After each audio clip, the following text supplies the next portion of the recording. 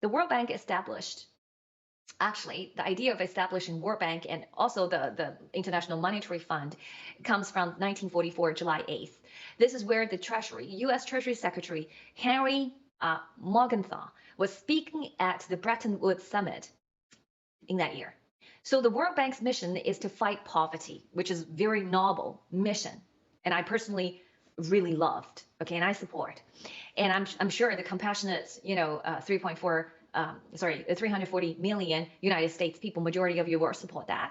And sustainability through education, health, environment, and infrastructure. So initial focus was post-war reconstruction and development.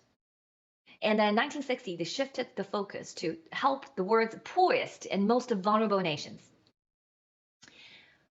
We have to put a question on that. Okay, so, and we will take a look at the poorest and the most vulnerable nation. In 1970s, they shifted focus on environmental issues. And if you're looking at the World Economic Forum's agenda, in 1970s, they gradually talking about environmental issues, and in a wake of heightened social impact, be aware of the human, impact on the climate change. And then later on, they have the climate hoax, the lies they invented, everything together gradually, okay? Once the CCP joined the WEF in 1979, it started changing. In 1980s, started lending to communist China. So you probably already guessed the question I asked you, who is the biggest contributor to the World Bank? America. American people, your taxpayers' money. You are the biggest shareholder. So the United States has the largest financial commitments to the, that's another name. When they initially established the World Bank, they called them International Bank for Reconstruction and Development, I think, accounting for 16.69% of the total resources of the World Bank. The U.S. paid in capital about $3.5 billion and callable capital commitments to up to $47.8 billion.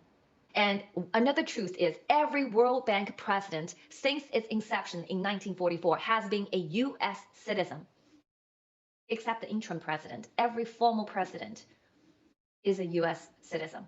Okay, so you saw it. It's your money. It's your president. Then it will actually advance U.S. interests, right?